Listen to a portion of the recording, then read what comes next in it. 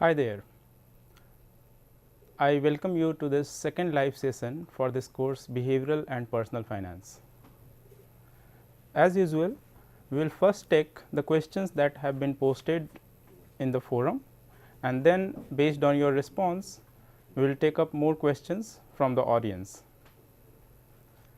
If you have met to this far, I am sure that you have been learning few concepts related to behavioral economics and finance, and also you have learned how to apply those concepts in personal financial decision making. So, the first question that I am taking today here is given by Shailesh, and he would like to know how behavioral and personal finance affect financial planning. Well, so far we have understood through several discussions and examples that behavioral economics and finance is nothing but an amalgamation of economic concepts and theories with psychology.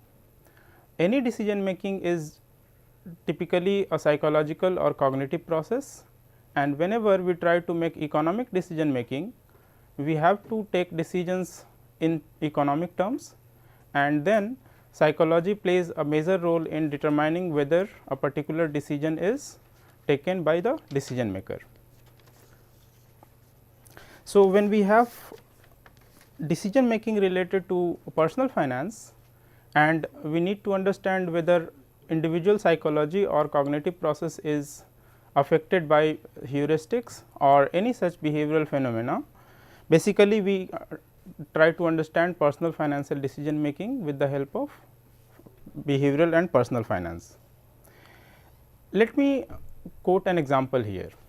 Suppose the basic rule of decision making is, let us say, how to improve performance is the question, then the basic rule is to improve performance. Suppose you have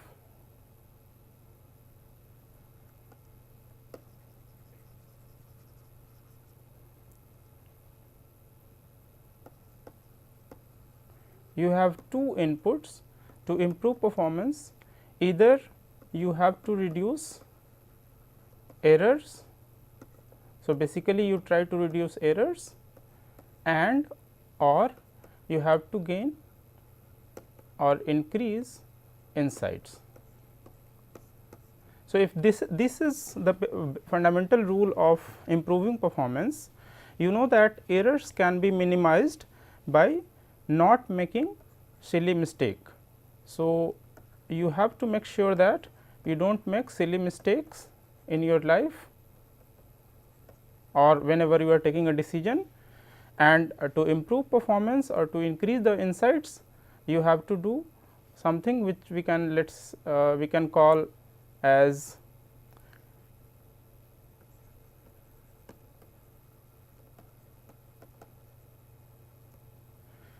so. If this is these are the two inputs that we can use to improve performance, and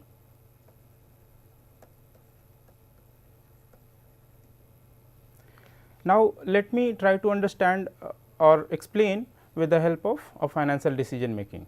Suppose you have to improve financial performance of your investment. Now, investment is basically a decision that you have to take with the help of inputs, which is basically your investment decisions. For example, how much money you allot to different investment avenues, and how those investments basically perform will help you determine whether the investment decision is successful or a failure. Now, when we have to talk about performance improvement in investment decision making, we have to see in this particular equation, or let us say how we have to reduce the errors with respect to investment decision making, and how we can get insights, better insights for our investment decision making. Suppose the portfolio performance is your performance indicator here. So, you have to improve portfolio performance, which is basically your objective function, and if you have to improve this portfolio performance either by reducing errors, which is basically not making silly mistakes, or and by getting cool ideas, which is basically getting better insights. Now, suppose you have to allot certain amount of fund to different investment avenues, then not making silly mistakes is basically you should not allot lot of fund to more risky assets in one go, or making all your portfolio investments towards a particular asset class, which is basically avoiding silly mistakes. Essentially, you can diversify your portfolio and then you try to avoid silly mistakes with respect to investment decision making. When we come to second input, which is basically improving insights or getting better insights through some cool ideas which are more contemporary and relevant, then we can say that if we try to understand whether the market has offered any new product, or if there is any new research that might be helpful for our investment decisions, we can use that research as an input for our portfolio decision making. Now, incorporating these two inputs, we can improve the performance of our investment portfolio. So, this is one of the ways you can actually incorporate behavioral finance with your personal financial decision making. There are several examples such as if you have to make a decision or make a choice between buying an asset versus holding an asset on rent, or maybe getting the work done by some outside person. Well, in one of the examples we have learned that when we have to buy an asset, let us say a washing machine, versus we have to get our clothes done outside, then we have to include certain financial parameters and financial indicators to whether to make that purchase or not, and we also have to see whether we can get the work done from outside easily and at a lower cost. Similarly, if we are deciding on some long term investment, we need to see if the money that we are going to invest for long term investment or in long term asset is coming from let us say a liability or source of fund which might not be charging time dependent cost, and thereby we can avoid the silly mistakes of asset liability mismatch. So, these are some examples through which we can basically understand if behavioral economics and finance can be merged with personal finance to help us improve our performance in investment and financial decision making.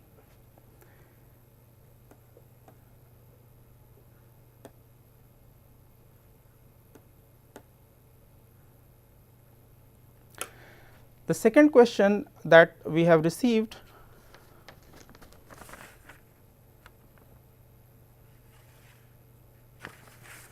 from Anjana, here she has asked if heuristics and biases are same, and if no, what is the difference? Thank you very much for asking a very fundamental question, Anjana. Well, if we have to define heuristics and biases, then let me try to explain in very simple term. So, heuristics are basically cognitive shortcuts or cognitive constructs that help us take our decision in a easier way. Suppose I have to make a decision whether to take stairs or a lift in the building to go up. I can quickly count how many stairs I might be taking if I go by stairs versus how easy it will be for me to taking the lift. Well, this is one of the simplest examples of heuristics by which we make decisions, like counting steps. Even though we are not sure if the number of steps that we are counting is precise, but still we depend on our heuristic to make a decision of taking a lift versus taking stairs. Now, these heuristics typically are based on our cognitive intuition and shortcuts that we have gained through experience or observation. But when we try to rely our decision on some preconceived notion or prejudice, it is basically a bias. So, heuristics are cognitive constructs or shortcuts that help us make our decision, whereas the biases are prejudice or preconceived notion that also help take our decision, but not always in right direction. Heuristics are typically shown in terms of mental accounting or availability heuristics or representativeness heuristics, which typically helps us take our decision. For example, we have learned that mental accounting is one of the ways people and household take their budgetary decision when it comes to financial decision making, whereas in heuristics we have learned that heuristics such as availability heuristics can help us take our decision quickly and at a lower cost. Biases are mostly affecting our decisions in a negative way. For example, if we take decisions with reference with respect to a reference point, that bias of reference point might be stopping or hindering our decision making in a negative way, because we have shown this through example that if you have taken an investment in stock market and you have invested some amount of money by buying a share, and that share has been bought at certain price, you are unlikely to sell that share for a price lower than the price of purchase. So, in this way the bias can actually affect our decision negatively. So, these are two questions that I took from the post or the forum. If you have any question, we can quickly take up.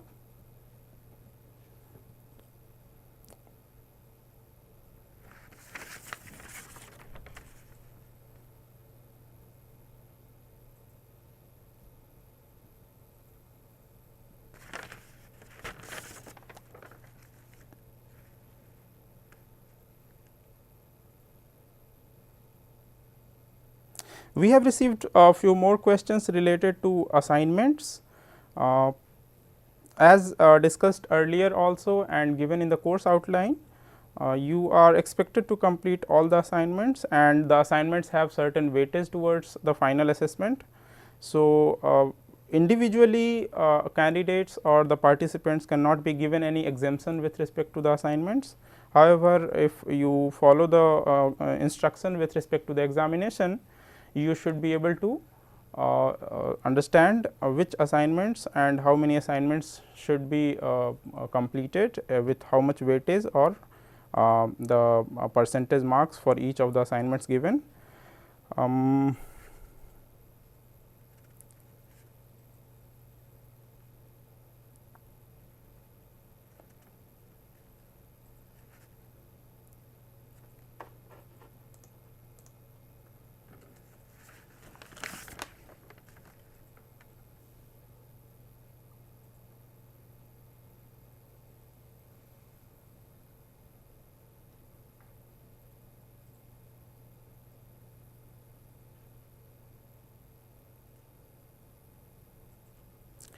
One of the questions that has come from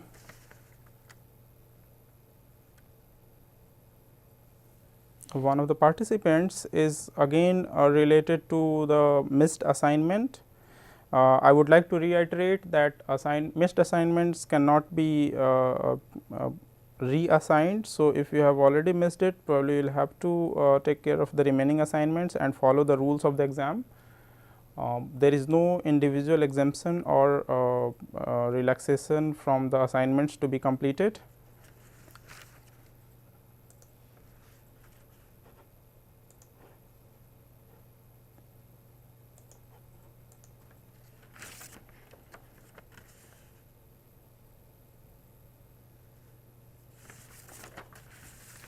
So, So, meanwhile, we receive more questions. I would like to highlight here that in the second module of the course, that is on personal finance, major focus was on understanding the implication of incorporating different type of assets with cost benefit analysis in general, and how different functions of an investor can be made easier. So, if I would like to summarize and highlight here through this live session, I would say that investors' dream is basically to achieve highest return for lowest risk, which is again very optimistic, because we have learnt that investors can achieve highest possible risk for a given level of return, or the lowest possible risk for a given level of return. So, if I would suggest it here through some simple example that we have already discussed in one of the lectures, I would like to show here that if we have to understand for an investor point of view, we know that the fundamental theory of corporate finance and one of the most celebrated theories suggest that when we have to make a decision with respect to asset allocation and from the investor's point of view, and if it is shown through a two dimensional graph, we know that if sigma indicate risk and r indicate return, then for a typical portfolio theory, we know that for any given level of risk, an investor can achieve certain amount of return. Similarly, for any amount of return that investor want to gain or want to achieve, there is always a given level of risk. So, it is not that you want to have highest possible risk, let us say here, for the lowest possible return. So, there is no such asset existing in the market, and if you have any such asset, probably that asset is a fraud or some sort of dishonest practice prevailing. So, for an investment point of view and the decision making with respect to investment, we should understand that investors' dream is always achieved in terms of highest possible risk for the lowest possible highest possible return for the lowest possible risk, and or highest lowest possible risk for the given level of return. So, which we have learned through capital asset pricing model also. So,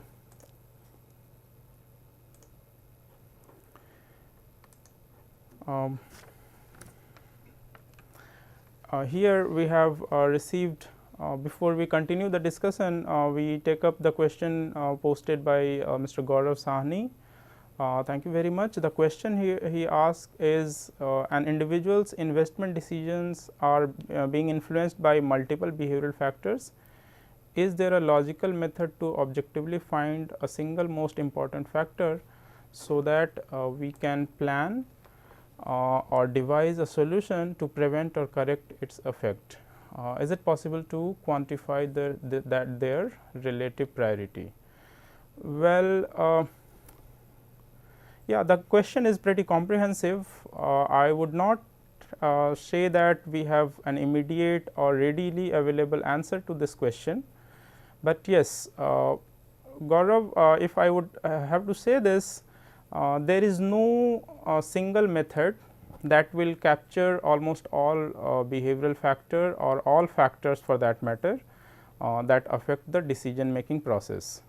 Now, as we know that human psychology or human brain is a very complex system, and we never know at a particular point of time what is actually going on in our mind when we take the decision.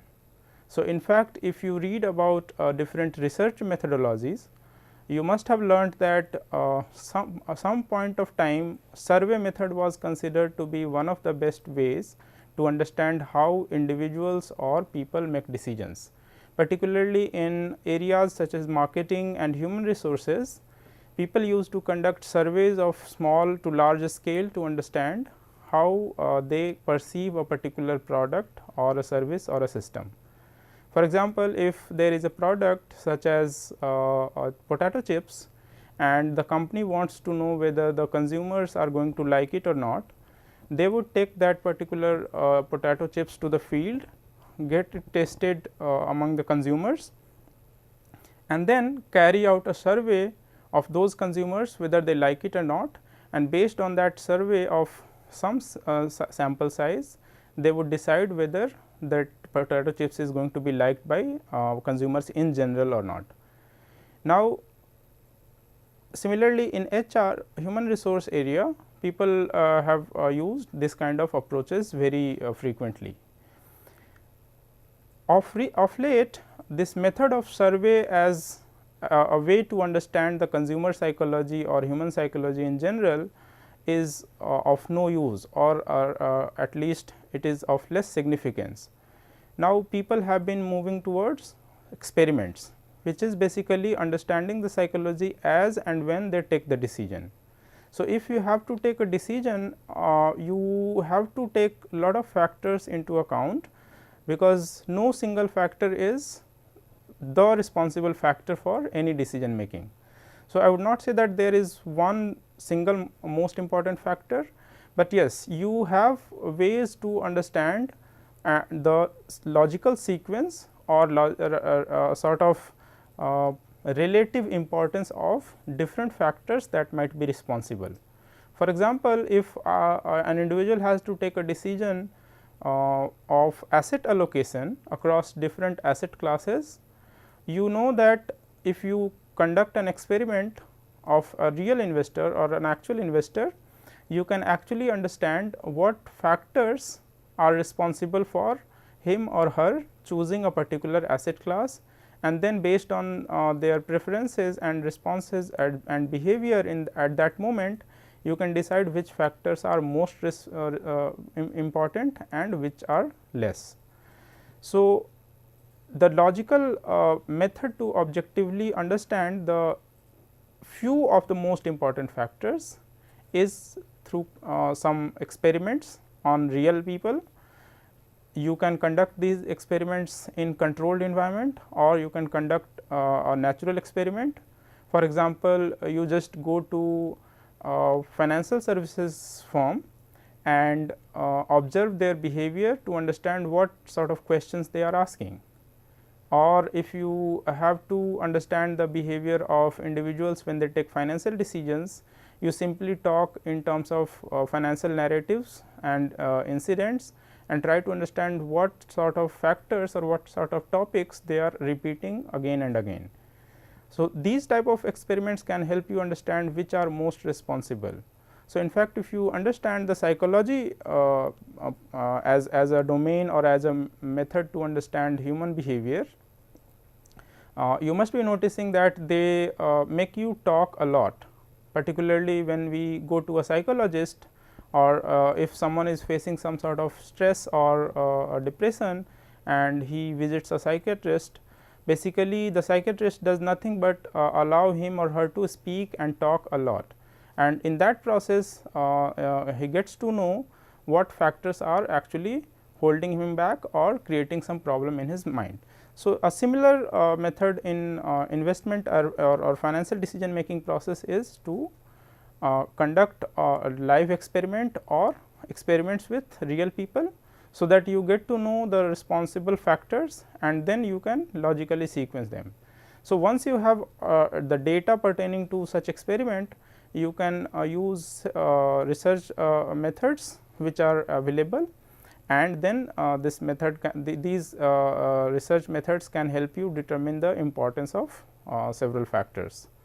So, here I would not give you a very heuristics driven decision factor, or rather a method which is coming from heuristics, in this case my personal experience. Rather, I would give a general answer that conducting experiments on real people will help you understand what factors are responsible for their investment behavior.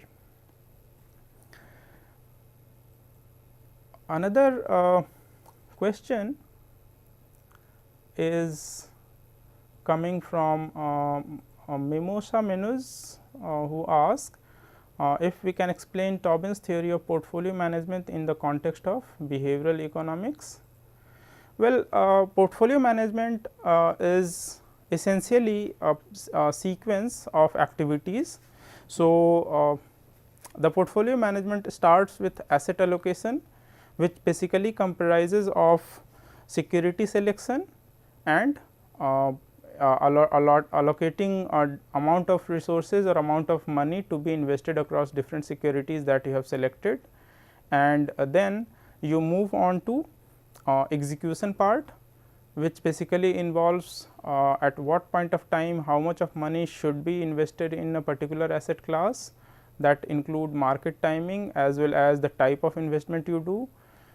So, if I have to explain a little more on it, basically security selection is in identifying asset classes such as equities, fixed income, real estate, precious metals or any other type of asset classes that you want to invest in, and then you decide how much money should be invested in these asset classes, and then you try to execute it through different mechanism. For example, if you have to invest in equity, whether you want to invest in direct form or you want to go through mutual fund or any other indirect way to invest in equity market, and if you have to decide on the market timing as well as the frequency of investment, such as whether you want to invest in a day trader mode or a long term investor or mid term investor.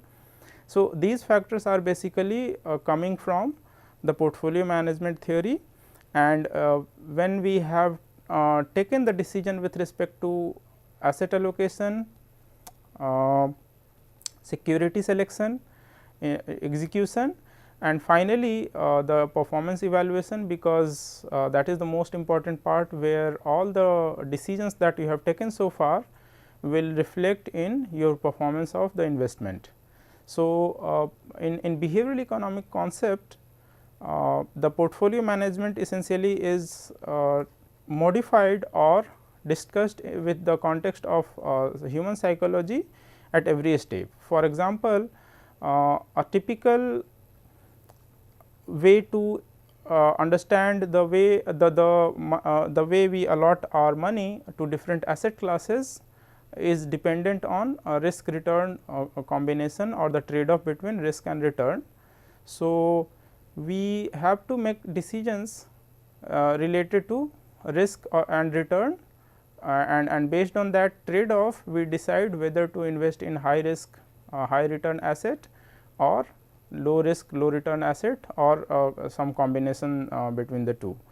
Now, if we have to decide on portfolio allocation in the context of behavioral economics, then the only input, that is risk return trade off, is not going to be your decision criteria.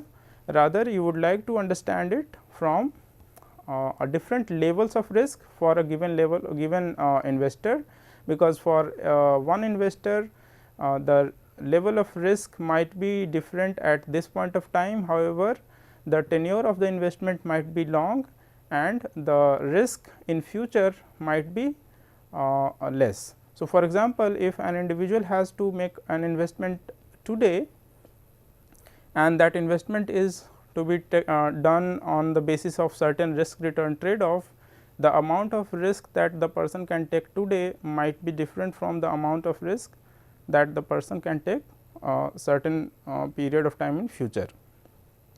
So, here the behavioral theory of portfolio management actually considers this as an exercise to take into account of these factors, and that is why it incorporates all the behavioral factors while taking each and every step of portfolio management, right from the asset allocation, security identification, then execution and performance evaluation. Another question that has come from Gaurav is um,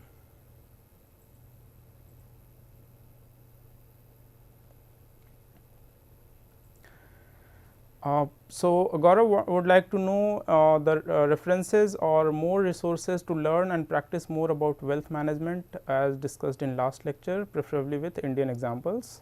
So, thank you Gaurav. So, we have followed in most of the time most of the lectures and across this particular course. We have followed a textbook called Behavioral Finance by William Forbes and Personal Finance by Kapoor et al. So, these two books are basically the background resource material for this course. So, Behavioral Finance by William Forbes and Personal Finance by Kapoor et al. Are textbooks from of course, US point of view. So, most of the examples and illustrations are given in that particular case is in the European or Western market. So, when it comes to Indian market and the examples in Indian market, I would cite two examples or two texts which you can refer to. The first text and the best text in behavioral finance or for those who are beginning to enter the behavioral finance field is written by Parag Parikh. So, Parag Parikh was the founder of Parag Parikh Financial Advisory Services Limited, and he has written a couple of books, and one of the books that I strongly recommend if you are entering behavioral finance or you want to practice wealth management with the help of behavioral finance concept is Stocks to Riches. So, if you want to understand the very basic of behavioral finance and wealth management in Indian context with Indian examples, you must read this Stocks to Riches. His second book is on behavioral finance and business valuation. So, that can also be read, but the first book Stocks to Riches by Parag Parikh is strongly recommended for someone who is starting in behavioral finance. Second book that I would recommend here is written by Prasanna Chandra. Professor Prasanna Chandra has written this book on behavioral finance with a lot of examples from Indian corporates. Of course, this is not mainly coming from personal finance, but yes, in behavioral corporate finance you will see a lot of examples from Indian context in the book Behavioral Finance by Prasanna Chandra. Another question is coming from Divyansh Sood, and he is asking, is the stock a good option?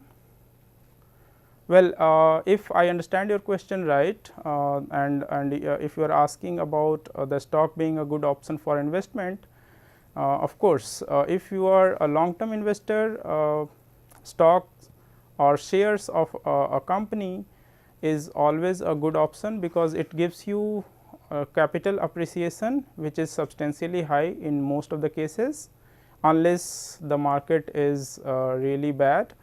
And if you have invested for long term, you are likely to get return in two forms. One is dividend income, which is very common these days for most of the companies, and the second one is capital appreciation, which is basically the amount of money that you receive at the end of your holding period. So, if you are a long term investor, then stocks are definitely a good option. But if you are a beginner or someone who is starting in the investment very fresh and with less experience, then investing in stocks in the direct equity investment is recommended with some caution. Of course, I would not say that you cannot succeed in stock investment in the beginning, but yes, if you take sufficient precaution and understand the market before you actually start investing in stock market, then stock can be a good option. Alternatively, you can always invest in stock market indirectly with the help of some funds such as mutual funds, which gives you the same amount of or similar returns with the help of professional money management that is done by the mutual fund companies, and those advantages can be gained in terms of investment through mutual funds. So, for a beginner, mutual fund investment way to enter the stock market is better compared to direct investment in equity markets. But for those who have spent a considerable amount of time in understanding the market and learning the tools and techniques, stocks as investment opportunity or investment option is always good, particularly for those who have a long time investment horizon. Again, short term investment horizon might influence your decision making as well as the subsequent return, because if an investor is not able to time the market right, then stock investment might be vanished, or the investment might turn bad. So, you if you are new and you do not understand the market, probably short term investment in stock market would not be as useful for you. Another question is coming from super liquid ratio, coming from Mimosa, who would like to know the concept of super liquid ratio. Well, in the context of personal finance, we have discussed that liquid ratio are basically the ratios of your as current assets which are liquid in the form of cash or equivalent as a fraction of your current liabilities. So, super liquid ratios are basically the amount of money that you immediately have in your bank account or cash. So, you have that as your let us call it super liquid asset comparable to your immediately payables or the very short term liabilities that can be used to be referred to as super liquid ratio. So, essentially it tells you tells the capacity of the person or the firm to pay off its immediately payable liabilities with the help of whatever is readily available in the form of cash and bank balance. Basically, the immediate obligations should be met with readily available liquid assets. Another question that we would take from Raja Ray, and his question is, what is your take on market crash due to novel coronavirus light with behavioral finance? Well, that question is of course very interesting, and lot of information is not available on these things. So, I would not immediately connect the recent market crash with novel coronavirus. The reason being I am not an expert, or rather I would say that I do not have sufficient information on the correlation between the two issues. Of course, we understand that from behavioral economics, people tend to panic when they have some information coming as a surprise, and in panic they start taking decisions which are or which might not be as useful. So, if you assume or if you believe that this information pertaining to this new pandemic is a surprise to the market, and it is affecting most of the markets across the world. So, the investors in those markets are actually reacting, I would not say overreacting, but yes reacting so sharply that has created this kind of panic in stock markets across several several markets in the world. So, the market crash might be a reaction of investors across the market, but I would not rather like to correlate it with the two factors. So, the general comment on this question would be it is a reaction of investors which is basically coming from the uncertainties, because as we know that Chinese market has almost 10 to 12% of GDP as of now, at least before the coronavirus issue arises. So, Chinese market has a substantial amount of share in world GDP, and them being affected is going to affect the entire world market, and that is why probably the markets are reacting so sharply, because they can see the problems or issues across businesses in all the markets, and that is why the financial markets have also taking that into account in terms of sharp reactions.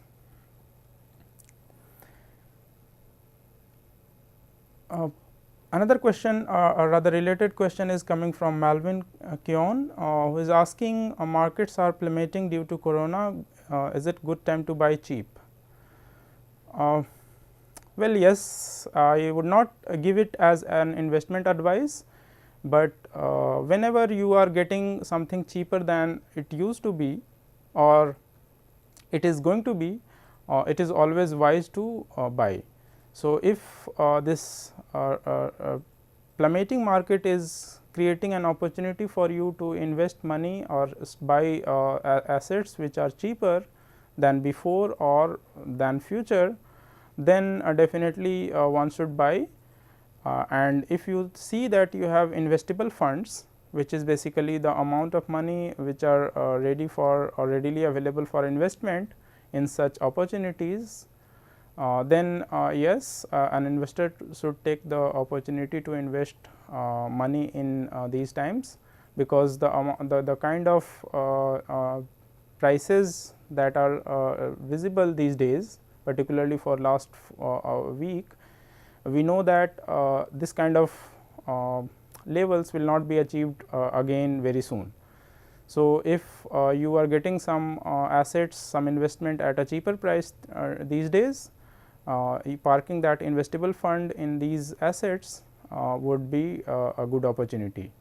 But of course, if you are considering this as investment opportunity, then do not, again going by the standard law of diversification, do not put all your money in these cheap stocks or cheap assets, because the market might take a correction or market might go further down, and then the problem might be severe as well. So, if you are getting something cheap, put that much amount of money only which is readily available for investment in such assets. And yes, so the general rule is, if you are getting something cheaper, yes, you should buy it. So, yeah, Gaurav has asked another question, which is basically, how can an investor overcome anchoring in the following two cases: anchoring due to uncertainties and anchoring due to cognitive laziness. Well, so we have learnt in the discussion earlier that anchoring is basically coming from the tendencies where investors see or basically consider a price that he or she has paid as the reference point. So, when you realize that you have paid certain amount of price for a particular asset, and whenever you are holding that asset and want to realize or sell that asset further, you need to realize the losses or the profit that you have made on that particular transaction.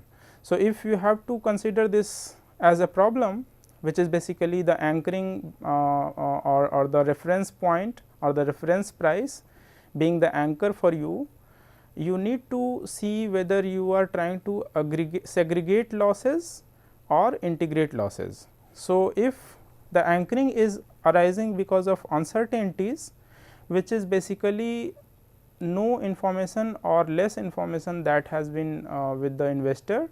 So, if anchoring is arising due to uncertainty, it implies that investor does not have sufficient information. So, it should not consider anchor, price anchor, and in that process creating a scenario which is basically segregate the losses that is arising due to anchoring or due to deviation from the anchor price would make sense. So, if you try to help an investor overcome anchoring due to uncertainty, you try to create a scenario that will help him or her segregate the losses. If the anchoring is due to cognitive laziness, then essentially it means that you do not want to do lot of let us say calculations or any other such research, even if the information is available, then integrating losses would make more sense, or scenarios which will help them create or ascertain the integration of losses, and thereby you can create a situation where the investor can overcome the anchoring due to cognitive laziness. So, I hope that helps. Another question is coming from Mimosa, and the question is Indian market efficient as per pharma hypothesis? The answer is no. The Indian stock market in general is not efficient to the strongly efficient level as per the pharma market efficiency hypothesis. So, the pharma market efficiency hypothesis categorizes markets in 3 different type of or different levels of efficiency: strongly efficient market, semi strongly efficient market, and weakly efficient market.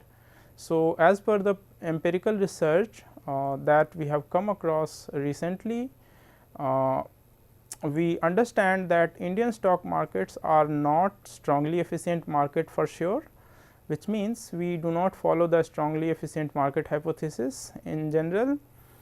Rather, most of the empirical research that have been done in Indian market context suggest that Indian stock markets are semi strongly efficient, and it is not weakly efficient market. So, as is the case with most of the developing economies, Indian stock market is also semi strongly efficient market as per the research done empirically in the Indian market context. Another question that we are going to take is from Malvin Keown, who is asking if it is better to be in SIP or a lump sum plan where one invests waiting for markets to crash. The market crashes are not so common. So, if you consider this as an opportunity, market crashes would or waiting for the market crashes would not make sense. So, even if suppose you have been or an investor has been waiting for such a market crash and would like to invest all her money together, that would not make much sense in terms of investment decision making. So, if you have some investable fund or you have some money to invest and you have been waiting or you have observed that the market crash is giving you a good opportunity, you would rather not invest all your money in lump sum, because then the market crash is just one phenomena and it has not given you an opportunity which has a defined tenure for the investment. So, if you are investing in assets which are dirt cheap or available for a very low price, you have not defined any tenure for an investment. So, the lump sum investment might be going bad if the market crashes further, because you as an individual investor are not sure if the market has already reached the bottom and it will just correct from here. So, investing in lump sum is not a good sense or rather a good indicator for such a market. Rather, an SIP would help you to average out when we have investment made in a situation where the market is rock bottom, but when market goes up, the investment that you will make might be getting you a better return. So, lump sum plan might not be making sense because the market has not reached the bottom yet, or at least we do not know if the market has already reached. So, if you are referring to the recent situation because of this coronavirus, We are yet to understand the true implication of the disturbances or problems in supply chain because of Chinese production facilities being shut down. We are yet to see the actual effect on the global markets, because a lot of global companies are yet to realize their exact economic impact. In fact, one of the recent research conducted at Harvard Business School was suggesting that by end of March, most of the companies across the world should be able to realize the real economic impact of the Chinese shutdown, and after that only people will be able to assess whether this market has touched the rock bottom or there might be further sliding. So, I would not say that good approach. So, another question that has come up here is from Mimosa again, who is asking how tax compliance and tax evasion be dealt with behavioral economics. I would cite an example here. In recent years, the government has started giving some sort of recognition to people who have been paying their taxes regularly. So, if you are a regular taxpayer, you must be receiving an email from the concerned department saying that you are a bronze category taxpayer or you are a silver category taxpayer, which is basically recognizing or appreciating your efforts to pay taxes regularly. So, this is one of the ways how government is encouraging or making people realize that they have paid taxes. Or appreciating their efforts or their sincerity in paying taxes. So, behavioral economics is definitely going to help us in several ways by which we can actually change the people's behavior with respect to tax compliances and tax evasion. In fact, there have been several attempts in government policy making where they have appreciated the efforts of taxpayers in general, apart from the example that I cited about the certificate being given to people who have been regular taxpayer. So, yes, behavioral economics is surely going to make the difference when it comes to tax behavior. The last two questions that I am going to take is from Gaurav. One question is coming from Gaurav, who is asking for the advice for further educating or training after this course. Well, Gaurav, I would say that there is no better training than practicing itself. So, if you are an investor or you are planning to become an investor, I would suggest you to start doing or implementing this behavioral economics and finance concepts in your real decision making, be it investment decision making or any such decision making. For example, even if you are taking certain certifications or certain training, if you start implementing the impact of behavioral heuristics or basically psychology in general, whether the decision making is actually rational or taking after considering all cost and benefit, both monetary and non-monetary, then that will be the best way to start incorporating or understanding the implication of this type of courses or training. So, the best way is to start implementing in our day-to-day life. When we take lot of decisions, many a times we take decisions which are very irrational or let us say heuristic driven, in some cases bias driven as well. So, if you want to understand or take this to a realistic level, then start practicing in our day-to-day decision making, and that should definitely help you understand it from a broader perspective. One last question that I am going to take is from Subhangi. She has asked, we had mentioned an example about a lady who wanted to retire after the age of 40 years. In that example, how do we compute R, the discounting rate in the C by R formula? Okay, that is very relevant question. So, R is basically the discounting rate that we take from in that example we assume that this R is given. So, discounting rate in general is typically considered or taken in most of the practical cases coming from a pricing model called capital asset pricing model. So, if you want a straightforward answer, then R is basically coming from CAPM, capital asset pricing model, that we have discussed in one of the lectures, where we have taken R as a function of risk free rate plus beta into market return minus risk free rate. So, if you recall that equation, R I is equal to R f plus beta into R m minus R f. So, that can serve as your discounting rate.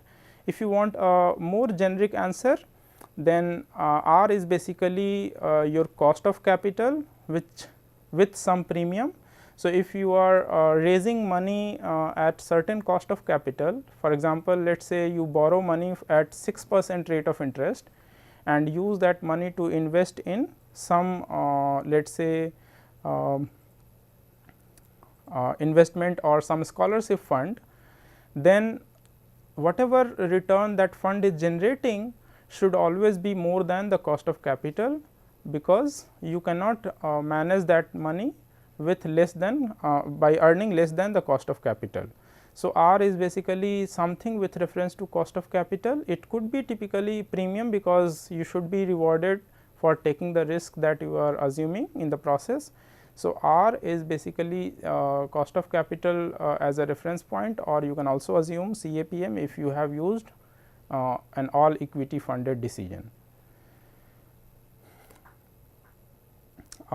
So, I wind up this session by taking two inputs, from one from Malvin Keon, who says thank you very much for this wonderful course, and she is asking if there would be any follow up course such as behavioral and personal finance 2. Well, we would surely like to discuss more about behavioral and personal finance, but I would not say there will be a follow up course as behavioral and personal finance 2. Rather, there might be some specialized courses on some parts of behavioral and personal finance. So, we hope you take part in those courses as well.